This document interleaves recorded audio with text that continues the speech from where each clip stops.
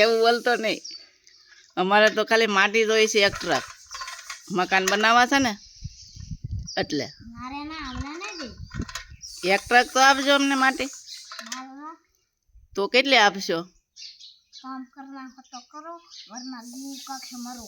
નહીં એવું નથી કરવું, પણ તમે તાર કહો ને એટલા રૂપિયા આમ તને આપશું. 1000નો એક ટ્રક આપશો કે અડધું?